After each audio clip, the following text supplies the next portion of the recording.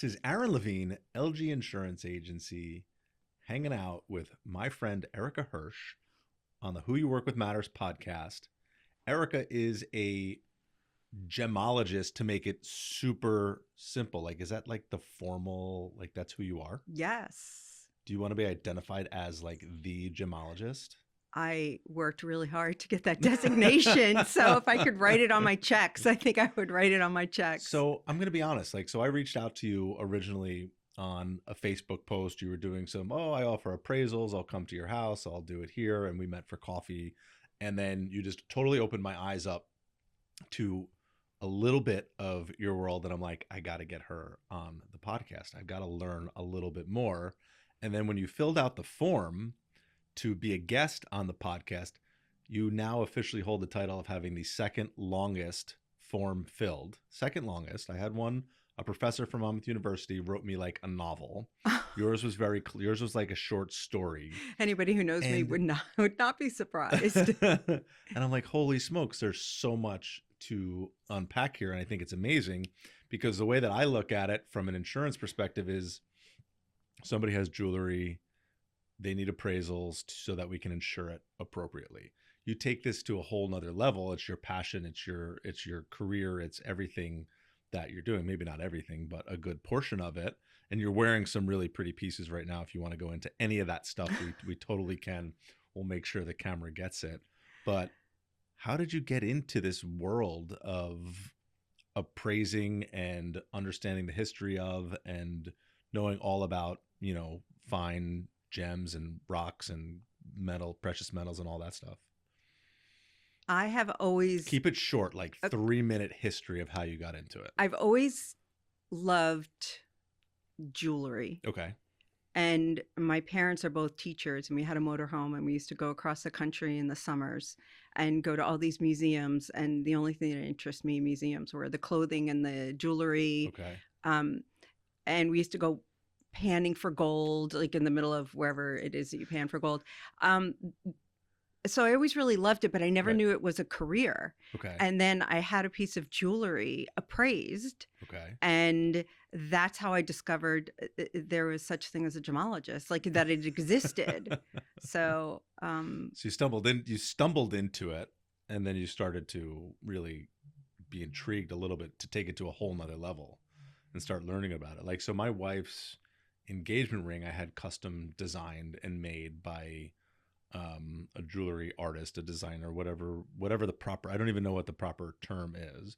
We used a family stone. We had a passed down stone that we used, which was probably my great grandmother's, passed down a couple generations to now my wife. And then I love that. I had a very nice custom piece made. So that's like my only experience. Everything else is like, I walk into a store, I buy something with diamonds in it, and that's it. But there's no I don't get that emotional connection because maybe I just don't know enough to get that emotional connection to it. I have so many. I think also my love started because my family, my grandmother, my aunt, they would be wearing jewelry, and I would either want to look at it or wear it or ask questions about it, know the history of it. And now I own a lot of those pieces because they've passed away. And I look at pictures from way back when, and I see them wearing those pieces of jewelry. Like this charm bracelet is filled with charms from my family, from my aunt, from my grandmother, from my mother. And so it's a storied piece. Oh my gosh. If you say, I like that ring that you're wearing, it has a story, everything to me. And I feel like when I'm wearing that, it brings with it almost like a little special power. And that person, sometimes I want to bring my grandmother with me to this thing for luck, or I mean, I love that. It's a little crazy, but I feel like it holds. And my grandmother's pieces were at my aunt and uncle's wedding, at my cousin's births, at my, when I came into the family. So she was wearing these pieces, and they hold memories. So they're almost like just snapshots of time. That's so cool. So you're able to then retell some of those stories, right? You share those. So every piece that you're wearing, you can tell a story about. Every single piece, and very, very different. I have new pieces also, and then I put them together. But that's what I love about appraising Right. is that people tell me their stories, and I can tell them stories about, well, this is from this period, or this is the materials that they used then, or I can tell that this was hand done, or I can tell that this person loved this piece of jewelry because the stones they show wear, and the metal shows wear, and the Okay. engravings are, worn down a little bit. It's really, it's the history and the science. It's what's really got me involved in gemology. It's not the hottest craze of whatever jewelry designer is, Right. releasing now. It's not the new stuff. It's the storied pieces that Dead people really jewelry. dead people. Yeah, dead people jewelry. Dead people jewelry. It was made a lot better then, and that's why Okay. probably I do custom now, because the things that are mass made Mhm. on a commercial level, they don't stand the test of time. They're not good pieces, and it doesn't have to be expensive to be Right. custom, but So how do we value something, right? So we started this conversation with appraisals and value, but then you talk about stories and history, right? How do you value that? Unfortunately, some of those things are priceless, right? The stories are what's priceless when it comes to a piece of a family heirloom, something that's been passed down for generations, right? But the appraisal only tells what the raw materials are worth. If I melt the gold down, it's worth X. This stone is worth Y, right? So it's very difficult. How do you get past that emotional tie when it comes to an appraisal for insurance, or for an estate, or for divorce, or for any other situation where you're brought in as the expert to help somebody out? So for a piece that for jewelry, the historical value or Mm-hmm. its origin, the period. So you can have, say, an Art Deco engagement ring. Okay. If it was from the Art Deco period, if it was from the 30s and the 40s, it's going to have more value Mm-hmm. than if you were to recreate an Art Deco piece today. Okay. That's a pretty clear Right. example. If you were to go to a local jewelry store and buy a no-name brand gold ring with diamonds, it would be valued at the sum of the parts, Right. what the diamond's worth, what the gold is worth. But if it had any historical, not including a name brand, if it had a Mhm. name on it, it's even worth more if you have the original box, the original Okay. paperwork. But the older it is, and the more authentic it Mhm. is, the higher the value. Okay. So recently I had a pair of earrings that would be sold today, but they were from the late 1800s. Wow. And the cost difference between the older type diamonds, they were hand cut, they're different diamonds, the way the metal, the way it was, the artistry that was Mhm. they were very valuable. You can replicate them, but you'll never. And you Right. can probably replace them if you were to buy them at auction, or you knew a wholesaler that Right. dealt with that. But there is a difference. If it does have historical value, Okay. it's not emotional value. It's not that it was your grandmother's, but if your grandmother, like I also wear my great grandmother's stone Okay. from the late 1800s, Right. and there's definitely more value too if I were to recreate the ring today. There's more value to if you were to recreate it today. Now let's talk about recreating it, right? Because now you have man-made diamonds, right? So the value altogether, and how do you tell the difference between what's man-made and what's not in today's day? I'm sure there's a technique for it, but with the ability to now manufacture diamonds, where's the values today? So people have been manufacturing gemstones for a long time. Okay. So diamonds, probably in the 50s, were discovered by General Electric. That's Okay. who started creating, and they Of had course to they did. perfect it. They had to perfect it so it could be used in as a gemstone. Okay. So there are different reasons why they use diamonds. There are industrial diamonds used for different, like on dentist drills, have little diamond bits, Okay. on them to cuts through enamel really easy. But so they have been doing lab created stones, sapphires, ruby, and emeralds for many, many years. And I mentioned Art Deco, and they used sapphire colored stones in a lab form for many, many years. Because life is so different now, everybody thinks, oh, it's, they just invented this. It's been around for a long time. Right. It's just really caught on now, and it's really unfortunately impacted the price of natural diamonds. So does wars and things like that. But the way you tell, there are certain signs, just like the way I can tell if a sapphire is different from a topaz, is different from a tourmaline. There are different inclusions that I've never heard of a tourmaline before. Oh, sure you have. This is a tourmaline right there. Okay. It's a rubellite tourmaline. So sure you have. Yeah, that's unfortunate because there's so many beautiful gemstones that represent even birthstones. Like this month, February, is amethyst. So if you see people with amethyst jewelry, a lot of times maybe they just like purple, but a lot of times it's because it's their birthstone. So I'm April, right? April is diamond. There you go. Yeah. My wife is June. What's June birthstone? I should know this, but I don't. It's pearl, but it also is pearl, one yeah. other thing sometimes, and it's changed over the years too. Now there's two different versions that you can have, but I have the ugliest, which is topaz, which is November. It's the ugliest. I probably don't even own a topaz. You don't own anything. No, I own a lot of different colors, but not. That's why that's your birthstone, because you're like, I'm going to avoid this one. It's not for me.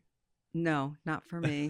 But some people like it, so there you go. So I love this history conversation, right? Lab grown, whatever it is. And that's been, you say that's been around since the 50s, which is totally believable, right? We talk about AI in today's world and how artificial intelligence is taking over, because now that we've started using ChatGPT the last couple of years, AI is taking over the world.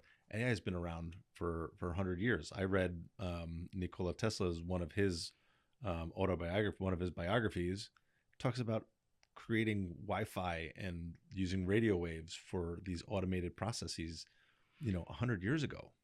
So all of this has already been around for a long time. It's just the way it hits mainstream is different. And I think social media has a play on certain things. Once social media gets a hold of something, it becomes the trend or the fad, or for whatever's going on. It's very interesting, but it's also interesting to understand. And, if anybody's out there wanting to buy something, to understand the differences and being able to, know where to go and how to purchase something instead of just walking into any random, Jared jeweler stores, if those box chain stores even exist, and buying something that might potentially have more meaning and have a little bit higher value because it's got a better craft to it, I think is super important, right? If you're going to make the investment, I think you should try and buy the best that you can get for the money that you're spending. Why would you want to spend, right? I say the best bling for your buck, which is I'm not coining the phrase. Is that on your business card or something? On the back of my iPad it says something like it's like having a sister in the business, or something like that, because when I do appraisals, people will say, oh, I love that ring, but I can't wear it because it's too high, or it's too big, or it needs to be bigger. Right. And that's how I got into kind of designing jewelry with people and helping people with jewelry. And then, oh, my wife wants studs, or, and I try and educate them and say, you don't need great, clarity in diamonds for earrings, because what you need is less inclusion so they kind of sparkle better, or you need to get the right size, or if you want a bigger look for less money, then you need to make some concessions in these areas.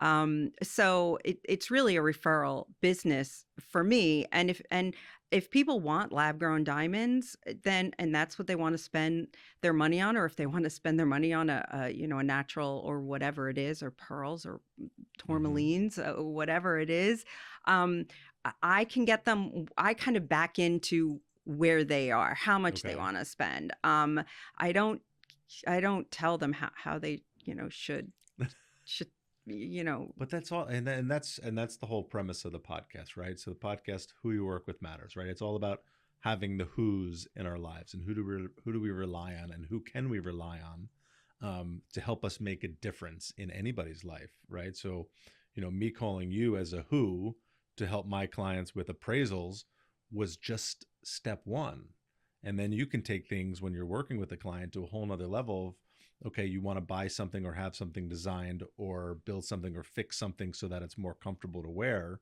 taking it to a whole nother level and being able to source precious stones and have things designed so that it really has that additional meaning, I think is really kind of cool. And what you said about when you're sitting with a client doing an appraisal, that if they have a piece that they don't wear because it doesn't fit the right way and they just haven't figured out what to do, they don't have that who in their life to help them, you've taken your craft to a whole nother level to be able to do that, which I think is really, really cool. And I really enjoy it because I want people to they should insure their jewelry. That's the first thing, especially when people want to go to like Portugal and get engaged. You have to get it insured before you get on that beach. You just have to do that. We had a client with a very large single stud go missing in Portugal, and we had a very large insurance payout for a single stud that went missing. And there's different ways the insurance companies do it. Yeah. That's also important to know. All right, on the insurance side, with respect to insuring jewelry, every company has some different language with how they're going to either repair, replace, work with a matching set or not. And depending on the collection, the bigger the collection, you want to know those details. Smaller collection, single pieces, single engagement rings will typically insure on a homeowner's policy if we have something, in that smaller set. But when we get larger collections and people need to be insured with a Chubb or a Pure or an AIG, you kind of want to know how that policy is going to play out. Or if we have to insure it with a Jeweler's Mutual or an AXA or some third party, understanding how those policies work. Because sometimes you can have a name brand and whatever it is, but the insurance policy says we're going to make something similar. And they're going to go to their jeweler that says that they have a contract with, that they can get a discount on it. And they're going to make it look like the Tiffany diamond tennis bracelet. It's not going to be the Tiffany diamond tennis bracelet. It is going to look like it because that's what the contract said in the insurance policy. I think is important for people to understand when they're buying these policies. And not everybody has that choice, because sometimes we can only pick one or two policies depending on the collection. But the larger collections and people that understand their values, should understand how the insurance is going to respond, whether it's repair, replace, or how they're going to act if you have a single stud that goes missing. Is the insurance company going to just have one earring made, or are they going to buy the other one back from you so you can get two made? There's all sorts of different nuances with respect to it. So very important to understand that. It's very important. And my role in that is to make sure when I'm doing appraisals that I'm recreating in words exactly what that piece is, in addition to a picture. Right. But I get down to such a level that if I were then to see the piece of jewelry that was replaced or recreated, I want to make sure that on the woman with the studs, that the tables matched. Okay. So when she moved her head, the diamonds look the same. The crown angles, they should match. We want to make sure that everything is done specifically. It's not a pair of 5-carat total weight earrings in platinum with pushbacks. No. That's not. You need to talk about the prongs. You need to talk about the basket. You need to talk about the millimeter of the wire setting. You need to talk about the backs. You need to talk about the hallmarks. You need to talk about the weight. So if there is an insurance claim, and that's why you pay for Right. a gemologist to, Mhm. and the credibility, because insurance companies will accept just a jewelry store, Right. explanation. And if you really value your piece, and God forbid you need it recreated, you Right. want to have it, as close as I never think possible. about all that detail that potentially goes into that, into the appraisal, which means you need to come to my house and we need to sit down and go through some stuff and get things updated that haven't been updated in many years. Um, but that level of detail is so important at the time of a claim. You don't think about it at the time of today. You think of it as more of a hassle to go get your appraisals done, when it should actually be, you turning it into an experience when somebody needs to go get an appraisal done. Like, we're going to actually sit down and do this, and you're going to learn about your piece, and I'm going to learn about your piece, and we're going to put this, First, I entire clean all the jewelry. So that, even that is just, some people are like, oh my gosh, I'm so happy you're right. here. We're going to write a book about your It, ring or your earrings. We're going to write, we're going to give every little detail about it. I think that's so cool. But talk to me.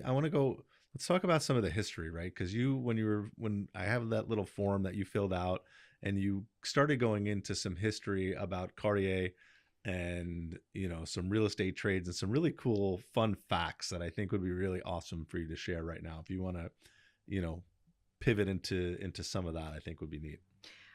the My niece is studying in social studies. She's 17.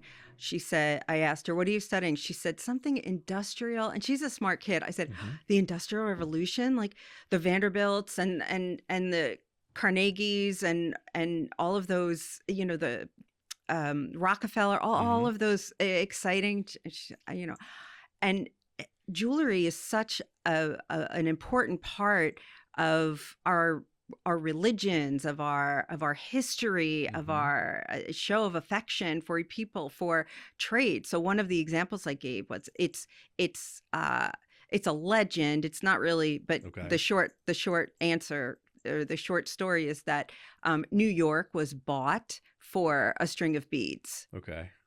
There was more to it, but because the monetary, the transaction, Right. it included a lot of different things. Beads were one of them. Okay. When you look at Cartier, so Cartier was started in France, and by when they moved over to America, they wanted to have a place in America. They had a regular office, and a client wanted a string of pearls, Mm-hmm. and they were very, very, very, very expensive. And her husband, who was very wealthy, didn't have the money to buy her these, but wanted Right. her to have them. So they traded his mansion for the pearls, and that's where the Maison for Cartier is today on That's so Fifth wild. Avenue. It was somebody's house, and now that there's just so much history. The way Tiffany started, and Tiffany, actually, one of the sons was an interior designer and designed part of the White House. Wow. It was done by Tiffany.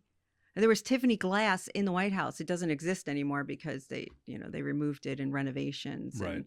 And but the stories behind the family, some are not as exciting, and now everybody kind of has their own little story, but the real history, and the way they made their jewelry, and the purpose of their jewelry, and the meaning behind their jewelry, just it's so rich with history. Right. And I love history, so that's So what books are you currently reading? Is there anything good that you're currently reading? I just read the biography of Marjorie Mary Weatherpost. Do you know who that I don't even know who is? that is. So what you might know is that she is the one who built Mar-a-Lago. Okay. But she was the heir to the Post cereal. Okay. And she was a very wealthy woman, and spent a lot of money on jewelry, a Hmm. lot of money on jewelry. And the portraits of her the jewelry is almost just highlighted. Um, but I just read her, she had many husbands, and um, she has many different homes. She has an incredible story. But a favorite author of mine just passed away in December, unexpectedly, and and I actually met her, Okay. and I discovered her in our library in Shrewsbury, Hmm. and just picked her up. It was called Tiffany Blues, Okay. and she writes about jewelry and about lore with jewelry and history and the meaning behind it. And she uses gemological, um and she wasn't a gemologist. She just became a writer and just loved it. She wrote about Cartier, she wrote about Tiffany, she wrote about um jewelry in wars, and how mothers used to wear locks of hair for their sons when they went away to war. It's just she has many books, so everybody Right. can still enjoy her. But unfortunately, no more books from her. So interesting. I mean, everybody can, we talk about jewelry, but it's taking your passion and your expertise to a whole nother level of the history and the books that you read about the different historical designers and families that have, thrived and expressed themselves in different jewelry. I think it's awesome is what it is, right? You've taken it to a whole nother level, to be able to hone in on your craft and share that story. And I'm glad you were able to sit here with me today and share a little bit about your passion for what it is that you do. And, maybe it interests somebody who's going to want to, who shares that passion but doesn't know how to pursue it. I think is super important to be able to get out to the public. And just for anybody pursuing any kind of career or opportunity in business is to be able to take it to a whole nother level and become the master of, the craft plus the knowledge and the history around it. I think is just truly fascinating. And anybody that gets to sit down with you, I think, is super lucky, so that they can understand where their jewelry has come from, especially if they have anything that's been passed down through the ages. I think it's super cool to get those stories put out there. So I'm really glad that you were able to sit down and hang out with me on the podcast today. I learned a ton, and I can't wait to sit down and connect again, and go through some of my stuff, because I have a lot of my grandfather's jewelry, old pieces that are just sitting in the safe, but I kind of want to see what you get out of it as we talk about it. And my father would probably come in on the conversation because he'd love to hear about it and share what he knows about some of the pieces. So there could be some really interesting stories around it. So Erica, I really appreciate you coming on the My podcast my today. Thank pleasure. you so much, and we'll Yeah. talk again soon. Okay, great. Thanks.